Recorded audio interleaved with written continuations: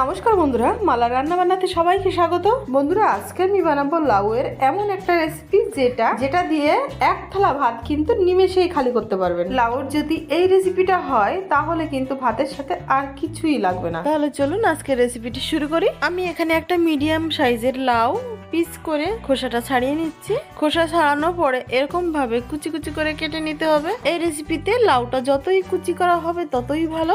এই রান্নাটা একই পদ্ধতিতে নিরামিষও করতে পারেন, আবার আমিষও করতে পারেন। আজকের রান্নাটা আমি আমিষই করব।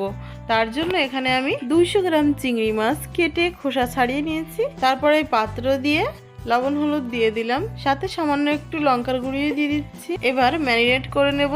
এখানে বন্ধুরা, রান্নাটা যদি নিরামিষ করতে চান তাহলে একই রকম পদ্ধতিতে এখানে বিউলির ডালের বড়ি দিয়ে রান্নাটা করে নিতে পারেন। রান্নার সমস্তটা একই রকম করতে হবে, শুধু চিংড়ি মাছের জায়গায় বড়িটা দিতে হবে।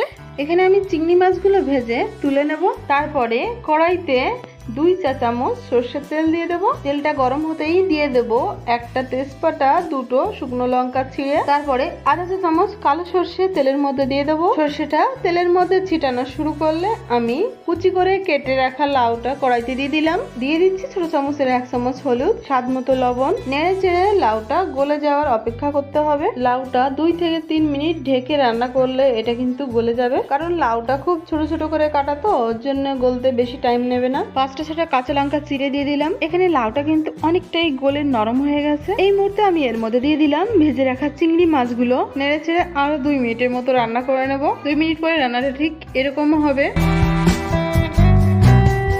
এবার আমি একটা বাটিতে 2 চামচ চালের গুঁড়ো 2 চামচ জলের মধ্যে গুলে নেব। তারপরে এই লাউর মধ্যে ঢেলে দিলাম। নেড়ে চেড়ে আরো 2 মিনিট রান্না করার পরে জিরে ধনের পাউডার দিয়ে দিলাম আধা চা চামচ। নেড়ে চেড়ে নামিয়ে নিলেই কিন্তু তৈরি হয়ে গেল দারুণ স্বাদের লাউয়ের রান্না। এই রান্নাটার নাম লাউয়ের ঘন্ট বলে। কে এই রান্নাটা আগে থেকে জানেন আমায় কমেন্টে জানাতে ভুলবেন না। লাউয়ের এই রান্নাটা হলে কিন্তু আমার ভাতের সাথে আর কিছুই লাগে না। তো বন্ধুরা, রান্নাটা ভালো লাগলে লাইক সাবস্ক্রাইব করতে ভুলবেন না। খুব ভালো থাকবেন, সুস্থ থাকবেন।